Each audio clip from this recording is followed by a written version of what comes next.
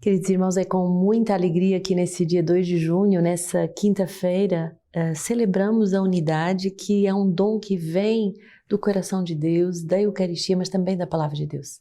Uma comunidade que ora com a Palavra de Deus, uma comunidade que vive a Palavra e que se esforça todos os dias para se pôr de joelhos e perguntar: Senhor, fala, que o teu servo escuta. É uma comunidade, é uma família que permanece unida. E hoje nos alegramos pela fundação também da nossa escola de formação da vida consagrada masculina aqui no Rio de Janeiro. É o aniversário do Estúdio Guido, justamente essa escola para formar consagrados, plenamente consagrados ao coração de Deus e à palavra de Deus. No nosso livro de vida, no número 192, a fidelidade aos nossos engajamentos. Cada grau de engajamento faz apelar à nossa fidelidade, ainda mais porque é vivido diante de Deus numa liturgia, de nosso Bispo Garante e de toda a comunidade reunida. Sejamos fiéis aos engajamentos que pronunciamos, pois a graça de Deus nos é assegurada para vivê-los até o fim. Não confundamos sinceridade e fidelidade. A sinceridade se vive no momento presente, ela é uma porção da relação com a verdade. A fidelidade se inscreve na duração. Mas se pusermos juntos os dois conceitos, preferindo a sinceridade, teremos dificuldades em viver um engajamento sem reservas. Podemos engajar-nos sinceramente sem reservas, exceto se um dia estivermos sinceramente fartos. Então, nos enganaremos se viermos a justificar que há uma sinceridade e verdade ao rompermos os nossos engajamentos. Que o fazemos para sermos sinceros conosco mesmos e com o pretexto de não ser hipócritas. Hebreus 10, 38, 39, o meu justo viverá pela fé, mas se esmorecer, nele não encontro nenhuma satisfação. Nós não somos desertores para a perdição, somos homens da fé para a conservação da alma. A fidelidade não se faz em relação a cada um dado momento, com um dado momento, ou com uma coisa ou uma circunstância, mas se situa em relação à pessoa. Nos nossos engajamentos, essa pessoa é o Senhor e a comunidade. É a relação de pessoa a pessoa que faz a fidelidade e a duração do nosso engajamento. Se a fidelidade é uma fidelidade a nós mesmos ou a um ideal sonhado, caímos então numa dificuldade de permanecer, pois nossos desejos evoluem. João 15, 7. Se permaneceres em mim e minhas palavras permanecerem em vós, pede o que quiseres e vós o tereis. Somos guardiões dos engajamentos, em especial dos que testemunhamos. Não somos verdadeiramente fiéis se não somos verdadeiramente guardiões dos nossos irmãos e irmãs engajados na mesma comunidade que nós. A única fidelidade absoluta é a de Deus. Em comunidade, como em qualquer outro lugar, vive-se necessariamente alternância de morosidade e de entusiasmo. O nosso grau de santidade não é o cume do entusiasmo, mas é a integração e a aceitação dos dois, entusiasmo e morosidade. Não podemos considerar somente o entusiasmo da comunidade, senão quando a morosidade sobrevém, a única saída pareceria ser o desejo de sair dela. Pelo contrário, o que devemos fazer é sair desse ciclo. São João Paulo II, na sua carta encíclica Veritatis Splendor, em algumas correntes de pensamento moderno chegou-se a exaltar a liberdade até o ponto de se tornar um absoluto, que seria a fonte dos valores. Nesta direção movem-se as doutrinas que perderam o sentido da transcendência ou as que explicitamente são ateias. Atribuiu-se à consciência individual as prerrogativas de instância suprema do juízo moral, que decide categórica e inefavelmente o bem e o mal. A afirmação do dever de seguir a própria consciência foi indevidamente acrescentada àquela de que o juízo moral é verdadeiro pelo próprio fato de provir da consciência. Deste modo, porém, a imprescindível exigência da verdade desapareceu, em prol de um critério de sinceridade, de autenticidade, de acordo consigo próprio, a ponto de se ter chegado a uma concepção radicalmente subjetiva do juízo moral. A santidade consiste em aprender a viver no ordinário, no comum, de maneira excepcional. Amar na fidelidade consiste em em impregnar o cotidiano, os gestos mais simples, os mais sóbrios, de amor excepcional de Deus por nós. Mateus 7, 21, nem todo aquele que me diz Senhor, Senhor entrará no reino dos céus, mas sim aquele que pratica a vontade de meu Pai que está nos céus. E um bispo francês que se chama Dom Patrick Legal, sejamos fiéis, pacientes e esperando honrar assim, de forma positiva e feliz nossos engajamentos, apesar das tribulações. Assim, confortaremos os outros e, confortando os outros, seremos confortados. Não se pode ser fiel sozinho, paciente sozinho, esperar sozinho, mas num povo, numa comunidade inteira, seguindo em frente e aceitando resistir até o sangue. Esse número 192 é extremamente importante para as nossas vocações. O mundo hoje, de tal forma subjetivista e que põe, como o Papa João Paulo II vai nos alertar, a liberdade pessoal e o juízo pessoal e a sinceridade para consigo própria no auge. Não é a transcendência, não é Deus, não é a verdade revelada que vai nortear a minha vida, mas sou eu que me norteio. Se vivemos assim, não seremos fiéis até o fim na nossa vocação. Por quê? Porque confundimos sinceridade com verdade. Posso sinceramente me engajar num dia, numa comunidade ou no casamento, por exemplo, e sinceramente, poucos anos depois, estar farto daquele casamento ou daquela comunidade. E se for seguir essa sinceridade apenas, não me submetendo à verdade do meu chamado, eu não vou amadurecer, mas vou abortar a vocação. E eu posso fazer isso inúmeras vezes. Em vez de perceber que devo integrar aquele momento de morosidade, de dificuldade, de sofrimento para amadurecer, eu vou abortar esse caminho de santificação tentando buscar a próxima novidade, o próximo momento de entusiasmo, a próxima situação que me parece a mim, na minha pequena visão, com o meu juízo que é tão limitado, achar que é o melhor para mim. Aceitar, trilhar essa capacidade de ser fiel aos engajamentos, como se deixando guardar nos momentos difíceis pela comunidade, mas também ser o guardião do engajamento dos meus irmãos. Ninguém é fiel sozinho.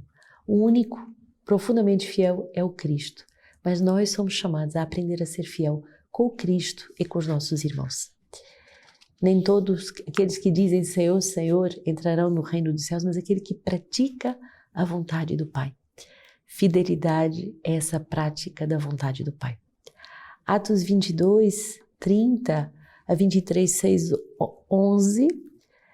No dia seguinte, querendo saber com segurança por que motivo estava ele sendo acusado pelos judeus, o tribuno soltou e ordenou que se reunissem os chefes dos sacerdotes e todo o sinédrio. Fez então descer Paulo e apresentou-o perante eles. A seguir, tendo conhecimento de que uma parte dos presentes eram saduceus e outra parte eram fariseus, exclamou no sinédrio: Irmãos, eu sou fariseu, o filho de fariseus.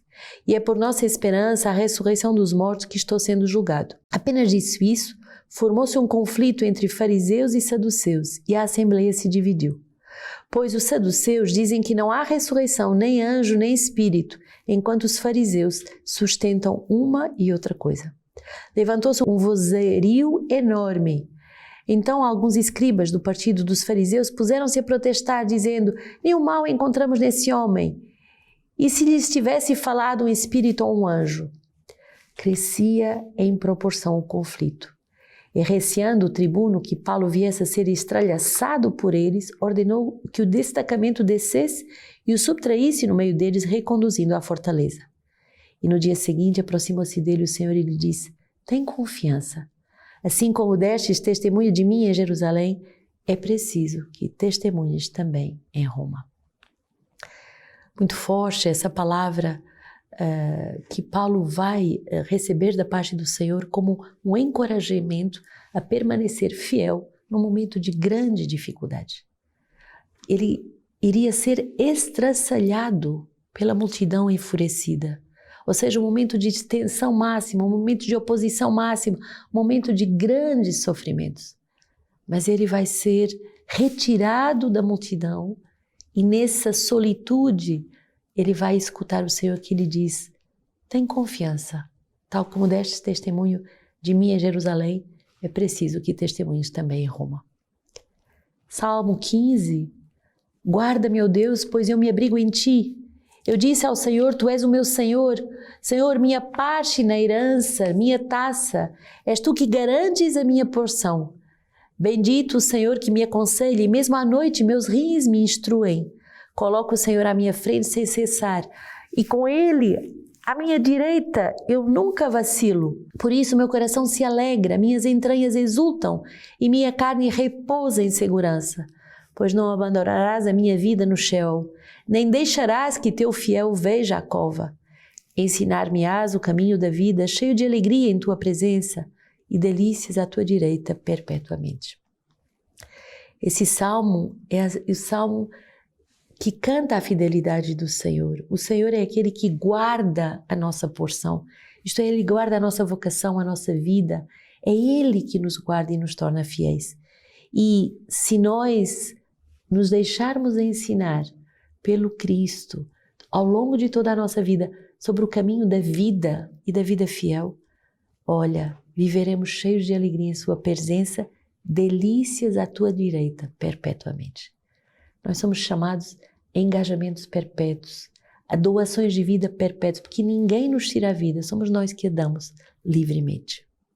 João 17, 20 a 26, não rogo somente por eles, mas pelos que, por meio da sua palavra, se creram em mim, a fim de que todos sejam um, como tu, Pai, estás em mim e eu em ti, e que eles estejam em nós, para que o mundo creia que tu me enviastes.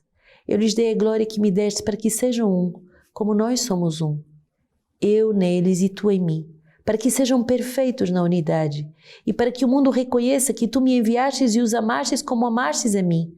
Pai, aqueles que me destes, quero que onde eu estou, também eles estejam comigo, para que contemplem minha glória, que me destes, porque me amastes antes da fundação do mundo. Pai justo, o mundo não te conheceu, mas eu te conheci, e estes reconheceram que tu me enviastes. Eu lhes dei a conhecer o teu nome e lhes darei a conhecê-lo, a fim de que o amor com que me amastes esteja nele e eu neles. Jesus, nesse testamento espiritual que é João 17, nos dá um belíssimo ensino, não só teórico, mas prático, porque é justo, antes da oferenda da sua vida, ele, nessa quinta-feira santa, ele se prepara para dar livremente a sua vida, e ele dá a vida primeiro ao Pai. Ele dá a vida ao Pai de forma incondicional, perpétua, e depois pode dar aos irmãos. Se você é tentado a romper os teus engajamentos, é porque ainda falta a tua entrega definitiva ao Pai.